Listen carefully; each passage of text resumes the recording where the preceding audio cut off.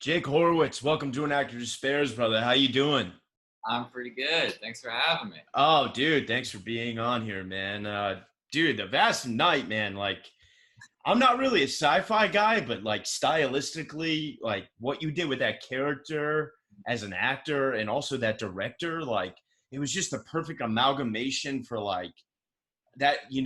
I don't speak about this often enough on this podcast, but I feel like the way we digest content now is so ruined because it's like, oh, I got a DM from a hot chick, or I got a text. So you don't, like back, I think we're not far apart, but when we were younger, the content controlled us. You went to a movie theater. If you had to pee, you were going to miss it. You know what I mean? And I got to say, it's the first film I've seen in a long time where I just couldn't put it. I watched it the whole way through. Oh, that's so good to hear. I'm so Yeah. glad that you had that experience. Man, it was incredible, man. And the director's name is Andrew Preston? Patterson. That guy's going to have a future, man. He's the best, yeah. Yeah, as will you. And your co-star was Sierra McCormick. Is that right? Yeah. All right. Yeah. But, dude, you're a Theater for the New City. I see you've been crushing it there. And Our Town's my dream play to do one day, hopefully on Broadway. And I know you're at Juilliard right now, and I got so many questions for you, but let's start at the beginning. You grew up here in New York, right? Yeah, I'm Brooklyn, born and raised. Where? So I grew up in Cobble Hill. Okay. And then moved to Flatbush when I was like 12. Nice. I'm in Williamsburg live. Oh, yeah. Did you move into the city for Juilliard or no? I did. I moved closer. I went to LaGuardia High School right down the block. Oh, nice. And I was like, you know what? I don't want to do this train trip again from Brooklyn every day. So I moved into the city now. Yeah, that's great, man. Wow. So, all right, let's start from the beginning. So you grew up in here in the city, Brooklyn, and your father is an artist, correct? Yes, both of my parents were actors, and then my dad started his own theater company, which so I basically like grew up backstage. I got to just go to rehearsals after school and be a part of that scene. And I mean, that's definitely where I sort of fell in love with acting, and with the idea of being an actor. And particularly in rehearsals for plays, like watching actors. It's very weird as a kid, I think, to watch actors like go into it and then like come out and like talk to a director. And I think that just like sort of blew my mind. And but that was totally where I like fell, in love with this. And then I went to performing arts high schools and middle schools and all that stuff. I'm curious to ask you, because like my mom's a teacher, my dad's a doctor, and I feel like when your parents it's, I don't want to say it's the American tradition, but often in the world, people follow their parents, but or you reject your parents. What do you think it was about not being like, Mom, Dad, you're doing a play? Like, how did you fall in love with it? Oh, that's a good question. I mean, partly it was just, honestly, I think actors being really cool people. Yeah. And being able to be around them when I was younger, I think had a big effect on that. And just, I think the big benefit to me about having artist parents was the kind of stuff that they showed me. Like, they would take me to see things plays you didn't know otherwise. Yeah. So like mind expanding as a kid. And so, and they were actually my mom was resistant to me, like getting an agent too young and all that stuff. Like they were like, you can't do this until you, know that you want to, because it would be, I think my mom particularly was sort of protective about that. And I'm grateful that she was, so I had time to make my own decision and not, Wow. So did you wait till after high school before you got an agent, or were you in high school? I guess I was in high school and my mom was just worried. Yeah. Because I know like some of those schools, I went to NYU for drama. They can be really strict about like auditions and things like that, Oh yeah, totally. They were, I mean, when I was in high school, I guess what kind of happened is that this teacher of mine who's since passed away, his name was Richard Harden, LaGuardia would get casting calls for, plays and movies and things. And there was a casting call they did Brighton Beach Memoirs on Broadway. I guess it was like 10 years ago now. And this teacher came to me and was like, I think you could do the part. And I was like, what? I don't know. Okay, cool. Like, so I went to this audition, and it was my first audition, and I got like 5 calls. Like, I had no idea what was happening. Wow, amazing. And I don't even remember being excited. Like, I was just, it's like none of it made sense to me yet. But anyway, yeah, I didn't get that. But that director, David Cromer, was doing Our Town, and he needed to replace an actor who was playing Emily's little brother. So I did that. That was with Edie Falco, right? Yeah, it was with a bunch of, like, it was sort of, oh no, not Edie Falco. I'm forgetting her name. But it was basically a rotating sort of cast of sort of stars who played the stage manager. Okay. And it started with David Cromer, and then he cast other people throughout. But I was in it for like a year when I was a sophomore in high school. How were you able to balance both? I don't know. I don't think I was. I think I got yeah.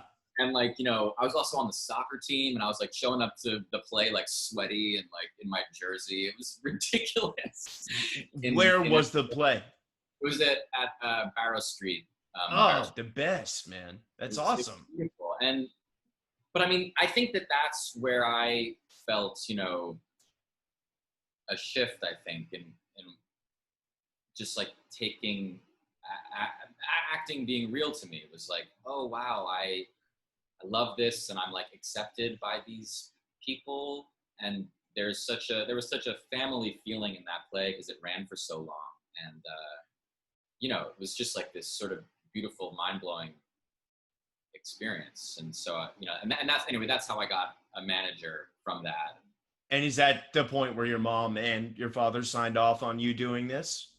Yeah, pretty much. I mean, yes, definitely, officially. There were lots of other conversations about it, but that was a changing point. That's amazing. Well, then, I know, for those that aren't in New York and don't understand, LaGuardia, a lot of students logically there that, not even our actors, right, end up going to Juilliard because it's like pretty much across the street. When you were there, was that always the goal? Or did you think about leaving New York and maybe going somewhere else? Like, talk to me about that. Yeah, it was, I didn't audition after high school. I really wanted to go far away. To like LA or something, or? Yeah, I went to CalArts, which is in Valencia, California. It's like 30 minutes outside of LA. Yeah. I went right after high school. So you started at another school? Oh yeah, I've had a relationship with schools. Wow. Talk to me about that. I went to CalArts for a year after high school, and then I left for a year because I had gotten a play back in New York, and I was like, oh, amazing. And I was so excited. Yeah. Cool. Yeah. And then I did a couple plays in that year, and then I went back to CalArts for a year. And then during that year was like harder for me, and I didn't want to be there as much, and it just got more complicated after I had worked a little bit. And were you not studying acting at CalArts, or? No, yeah, it was. You were, okay. It was another like a BFA program. Oh, cool. So it was a conservatory. Yeah. And so then after that second year there, I remember my best friend, who I've gone to middle school, high school, and CalArts with, were like, we've just been on the same track. He had gotten a play that summer and wasn't going back to CalArts, and I was like, damn, I don't want to go back without him. Like, solo, that sucks. Like, this is stupid. I don't want to. So anyway, I got lucky and ended up getting a small part in the film, and I was like, I would rather do that. So, so I like parted ways with CalArts there. Got it. And then have been, working for a while over the past couple of years, and then decided to audition for Juilliard. And then because you didn't finish CalArts, you had to audition, because I auditioned as a grad. You had to audition as an undergrad? Yes, I did. And it was part of why I wanted to audition there, was because I really didn't want to go back to BFA program that was like the grads and undergrads are together at Yeah. which I think is awesome. Actually, it's one of my favorite things about it. So that was one of the draws. And for the actors listening, that have yet to audition, it is probably, I had an actor on yesterday and we had a long talk about it, and he didn't have a great experience. My experience was a little weird as well, but talk to me about your audition experience at Juilliard. Do you remember it well?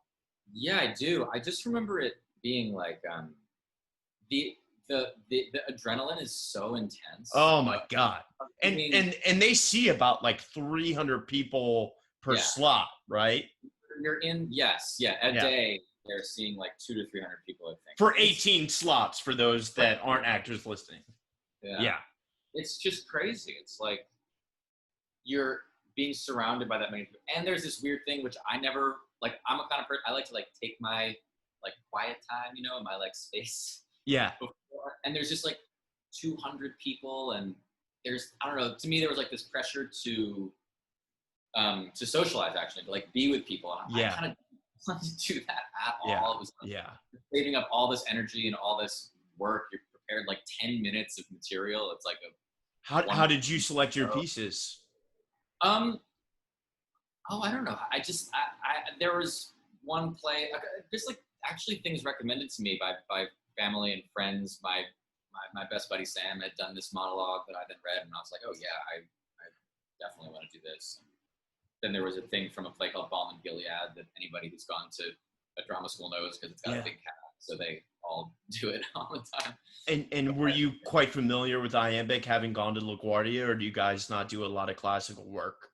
I was pretty familiar, and from a couple Shakespeare plays before, so I was sort of comfortable with it. And that's great. I know that can be the hardest part for a lot of people. Yeah, and honestly, like hearing the teachers talk about it, it's actually not like, they're not looking at you like, can they do iambic pentameter? It's actually, maybe that's sort of like an older idea about what the school is, I think, about like, they want you to talk perfect and all this stuff. And more just about like you connecting to cool words, and like totally. And which I found pretty great. And then you had your audition, and how did it go? Or how did you feel it went, at least? I felt good about it because I made it to the end of the day. I'm sure I would have felt horrible if I, I've gotten that rejection email. I've talked to a lot of very famous actors on this podcast that did not get into Juilliard. Yeah, I mean, it's like, you don't really know how to feel. You're too exhausted by the end of the day. I just felt relieved. I was like, great. I did that. After the initial, did they talk to you, or did you feel like, I got it, or did you have no idea? I felt good about it because there was an interview at the end of the day at 9:30 p.m. I mean, right after like you do your two pieces. Did they approach the table, or did you just leave and you had to wait for the who we're seeing? Yeah, the list. The dreaded. Oh God, PTSD just thinking about it. Dude, it's so intense. I think it was in and out. I don't think there was a lot of talk, but I did feel like you know what they did do, actually? They did have me do all 4 pieces in the first one. And I wasn't expecting that. Like, I think we were expecting to do 2, and then like, if they want to see more later, and I did all 4, and I was like, oh my God, like, what does this mean? You just like think about everything that you... you're reading every nuance, how they're writing their pens down, the way they look at you. Oh, actually, he won't mind me saying this. Like, Dan Fogler said when he auditioned, for whatever reason, the guy was like an asshole and had the PA, the person who brings you in the room, come in and take the lunch order as the monologue was happening. So, Juilliard. Yeah. I have been lucky to not experience that kind of cruelty there. But are you glad? Have you been enjoying the experience? Because for those listening who don't quite know, it's like 10 hours a day of schooling, right? Yeah, I do enjoy just total exhaustion of it, and the challenge of it has been really, really fun and like meaningful. And I mean, I guess the thing that's been the most sort of like just beneficial is that, you know, you're with these 17 people all day, every day, which does seem crazy and like a social experiment, you know, Yeah. and is in some ways, but the benefit has just been like, these people know you so well, and they know your bag of tricks, and they know, you know, you're forced to like find new ways to do things, because you want to surprise them. They're like your friends, and you love the way they react when you do something new and exciting that truly is like spontaneous and different. So it's like having that has been awesome. That's amazing. And do you feel like you have a good group? Because I've had friends that have gone there and I felt like, ugh, I hated my group. Like, do you feel, you know, like you have at least a few friends that you really get along with? Yeah, we really lucked out. We have an amazing group of people. Beyond just, I do have like my pals in the class, but it's also just like a group of people that you like want to impress. Like they're all really, really good, and you know, it's it's just like exciting room to be in. That feels like it's making me a better actor in person. Do you get a chance to make friends with the playwrights as well? Yeah.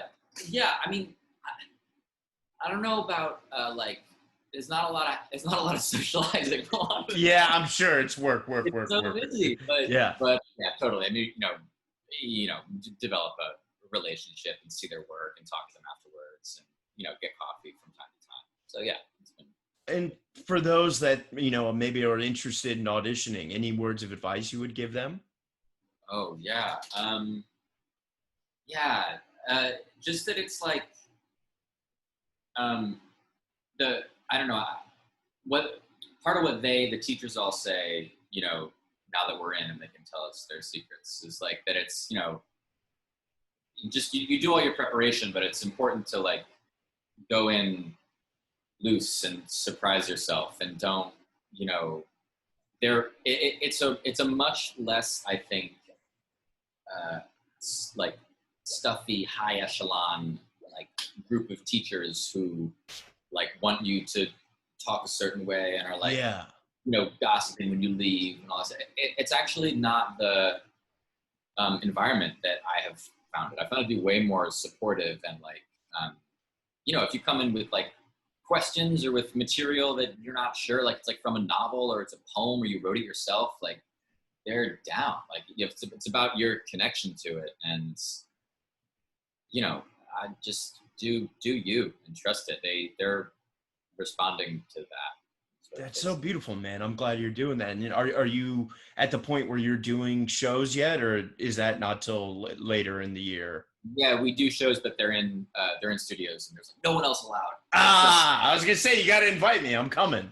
Yeah. I'll have damn foghorn. So, we're private.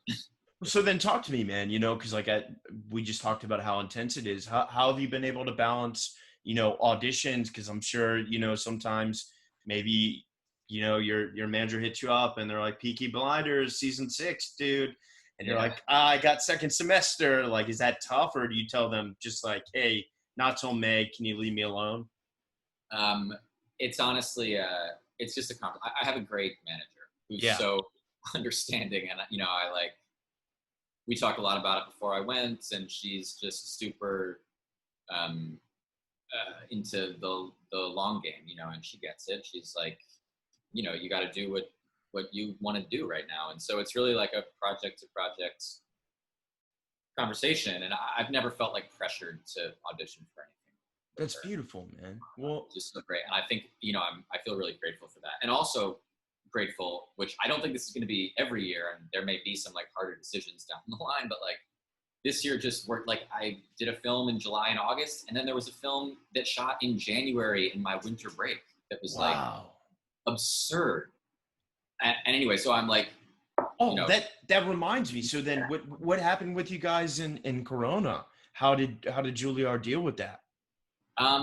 We just like went onto our computers, and it was pretty weird and terrible, but also it was Zoom classes then? Yeah, and so bizarre, but I guess the like, the really great thing about having that community during Corona was just being able to be around other actors. Yeah.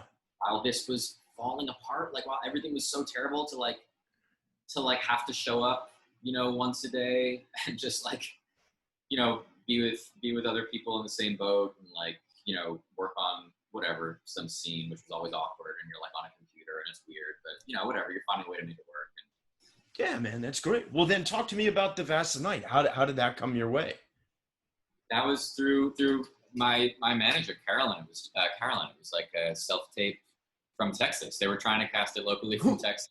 Who did it? Like I didn't see a studio's logo. Was it just an indie or? Yeah, it was an indie. So an indie with a budget, man, like a period piece indie.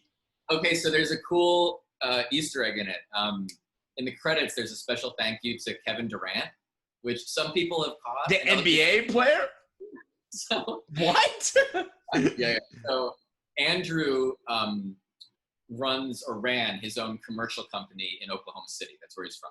Got it. And is that where you shot it? We shot it in Texas. Oh, in Texas. Okay, cool. But so he, was filming commercials and saving money, and he always knew he wanted to make movies and was, like doing commercials and was successful at it and was saving money. But then he got this big job to do some media for Oklahoma City Thunder. And he got it because Kevin Durant apparently was like, you guys need to step up your media game. It's not doing it for me. I'm thinking of leaving if you don't step it up. So they did, and they brought on a new team of media people, and Andrew was one of those people. And it paid well, and like that's the money that made the movie. So Kevin Durant, like, thank you. Wait, you're saying Andrew invested his own money or Kevin put money in? Oh no, just like it was Oklahoma City's, the basketball team paid him, but it was from Kevin Durant's. Oh. They hire a new Love media. that, man. And then when you read the script, I'm an actor, so I you never know how these things are going to come out. And, I've seen great scripts turn into real steaming piles of shit. So once you got that film and you met with Andrew, did you feel like you were in safe hands, or, did you, because like you had such an awesome, like you really developed a character, man. And I loved what you did. And I loved the radio voice, versus, and it's such a cool buildup, for those that haven't seen it. It really is one of those movies that's part of the reason why I wasn't able to put it down, because it's building towards something. Thank you. So honestly, that means so much. That's like, that's totally what Andrew talked about from the get-go. I remember we Skyped after I sent my tape in, like 2 weeks later we talked, and it was like from that, I don't know, I just sort of hoped and prayed that I was going to get the chance to do it, because he like the movie he described in that Skype meeting is the movie. Like, wow. It is almost like he would describe shots that I saw 3 years later. Yeah, because there was like multiple 11-minute takes, right? Yeah. And that's some burden, was that really hard for you guys, like choreography wise, or? I think that was not that difficult, but because Andrew was wise to include rehearsal, and like we rehearsed for a week. You got to rehearse. We rehearsed for a week for a 3-week shoot, which is like an incredible gift. Yeah. So, I do not think that I think that me and Sierra, the sort of relationship that we were able to have was purely down to that time. Like it's like everything, I feel like, to rehearse. And so it made the days easier. It made like learning things easier. It made it run more smoothly, and like made us feel just more, alive in it, because it was a period piece. It's like a little like jaunting at first. And so, yeah.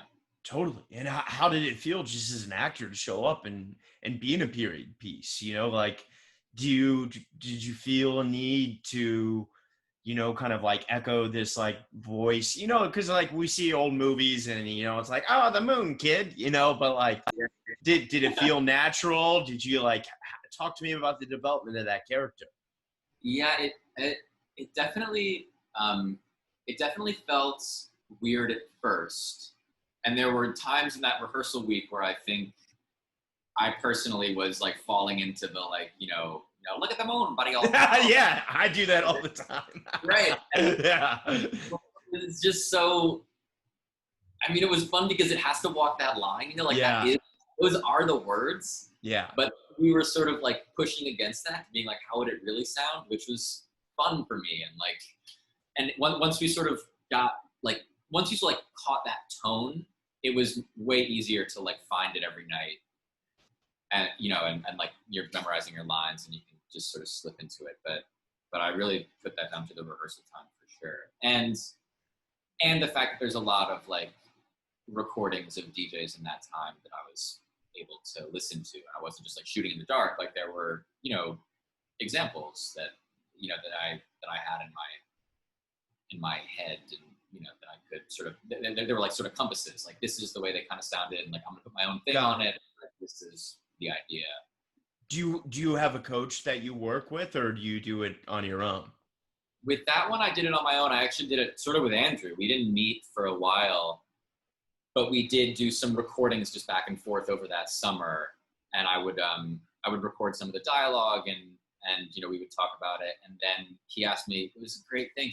He asked me to write some of my own reportage, like look up the news that would have been in 1958 and like write one of Everett's nightly, wow. Broadcasts. Yeah. So it was like that kind of stuff to me was so cool. And like, it just allowed me the space to make it my own and feel like I could make it my own. That were like total gifts, that I just loved being able to do. And then I now do that stuff on my own accord. Yeah, of course. I sort of learned how, what a benefit that kind of sort of research and preparation was. And did that film's distribution get affected by the pandemic, or was it always planned to be purchased by Amazon?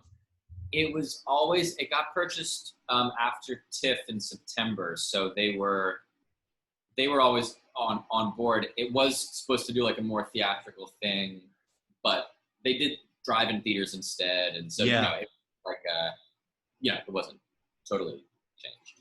That's amazing. And then can you talk about the movie that you did in January? Is that out yet or no? No, not out yet. I mean, that was planning to go to festivals, I think, and so they're just waiting for. Oh, till festivals can come back. Yeah. Can you talk much about it, or? Yeah. It's called Agnes, and it's a sort of a like nunsploitation, horror, genre-bending, sort of weird movie by this guy Mickey Reese, who's also from Oklahoma, funnily enough. Oh wow. And I got to play a priest, which was really fun. Oh, cool. So it was like Doubt. Without maybe the bad stuff. Right. It's like you do like research movies about priests and everything is just like depressing bad. Oh God, yeah. Stay away from the Epstein stuff. But how was that? Was that a feature? Yeah, it was a feature, and it was it was great. And just worked with some amazing actors in it. The main relationship is between, or for me at least, was between me and this my like mentor priest, who anyway. Who plays that? This guy named Ben Hall, Okay. Benjamin Hall, I guess is his full name, and he's a Oklahoma-based actor who's so good. And he's the lead of this guy Mickey Reese's movie before this called Climate of the Hunter, which did festivals this past year. It's so good. It's like just powerhouse. Stamina wise, dude, how were you able to like do a semester of Juilliard and then be like, all right, well, no winter break going into a movie? Is it just, the love of the craft, or, Yeah. Well, also because it was really, I mean, they are super different feeling, like being in school and being on set actually feel pretty different to me. Like, yeah. And you do have a lot of downtime, I suppose, on sets often. Yeah. And just the like, I don't know. Yeah. The preparation of, I mean, I guess I just loved the part, and I was raised I was raised Catholic, so it was cool opportunity. Like I like talked to my priest who was, you know, at my church that I grew up in about it, and like it gave me this cool opportunity to like, you know, just sort of delve into my own life in a great way. So I was excited about it, and like prepping for it was fun, and I, you know, felt like I wanted to. It didn't feel like work, you know, in the same way that sometimes going to school feels like work. Yeah. And you're like up at 9 a.m. after like 5 hours of sleep, and you're like, I would rather not be here at this moment in time. But like Totally. I'm here and I'm grateful. I'm like, let's go, let's do it.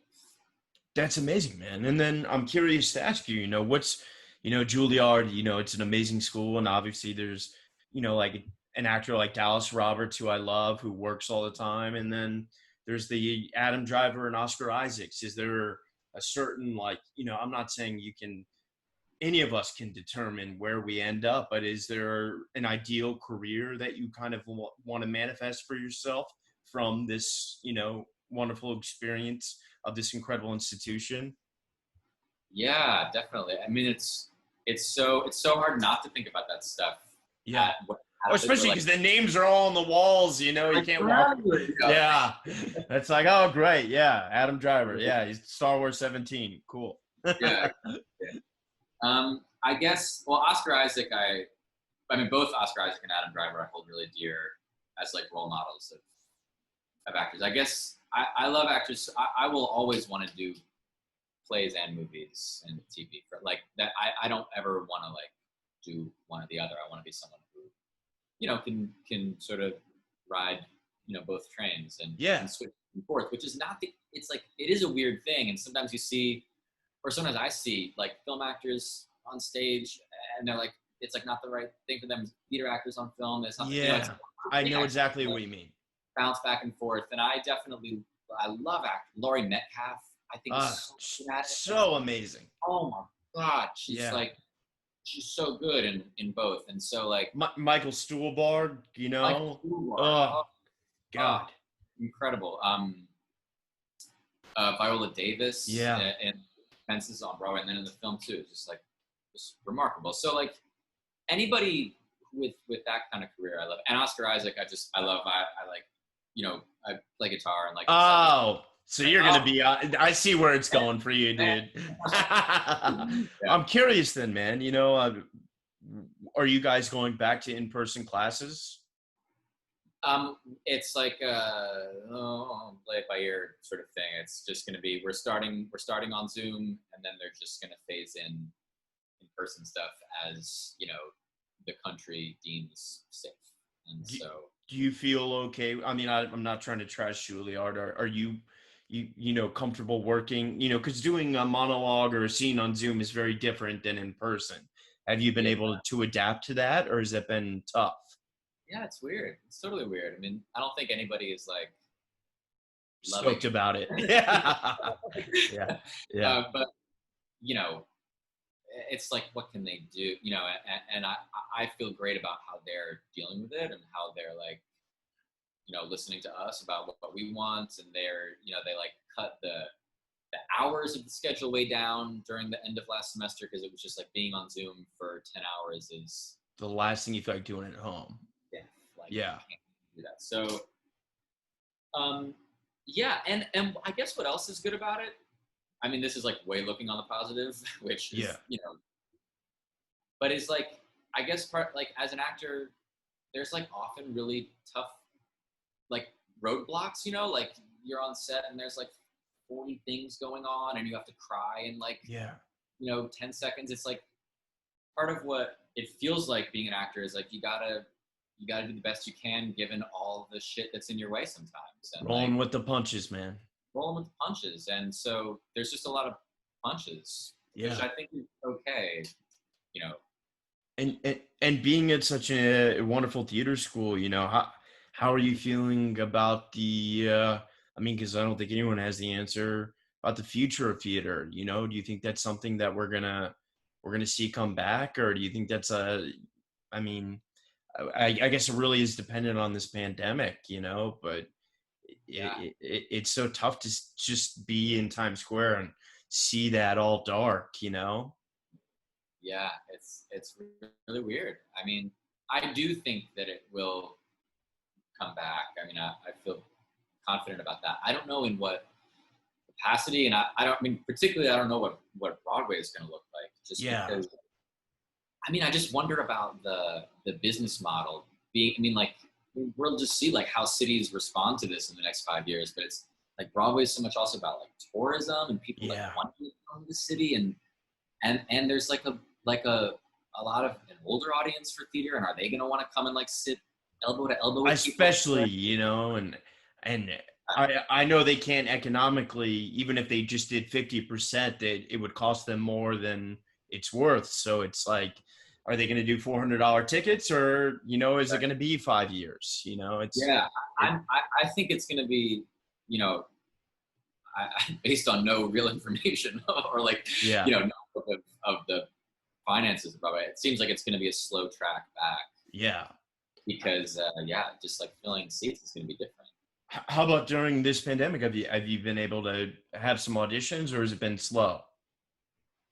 It's been a little slower. I think it's starting to bounce back a little more. Yeah, But in general, yeah, you know, a little bit slower, and I think people are left to their own devices and to sort of, you know, quiet down and figure some stuff out on their own, which is yeah. different. You That's beautiful, man. Well, other than Agnes, and any other projects in the future you can talk about? know? Yeah, there's another movie that I don't know what the plan is, just because of I think it was planning to do festivals, and they may want to wait until like that's a possibility again. But over last summer, I did a sort of reboot of this '90s horror movie called Castle Freak, Okay. which it was really fun, and we shot it in Albania. It was like this crazy, Wow. What was that like? like just bonkers, amazing, like adventure with a crazy, wonderful group of people, and yeah, it was super intense and bloody and screamy, and you know, monsters and castles, and it was like that Amazing. whole thing, you know, it was awesome. But yeah, I don't know what the timeline of it is. Love that, man. Well, what's the best way for people listening to, you know, stay in touch with you if you'd like them to? Oh yeah, totally. Just I guess Instagram, Jake Horowitz 94, which people make fun of me because it sounds like it's like a AIM. Like, Touche. sound like an idiot. I should probably do that. Amazing, man. I'm gonna shoot you a follow now. Well, Jake Horowitz, thanks so much for coming on, man. And let me know when you got a Juilliard show, and stay in touch, brother. And let's do this again soon. Right on, man. I would love to. Thank you so much for having me. Yeah, of course, dude. So much love. All right. Talk soon.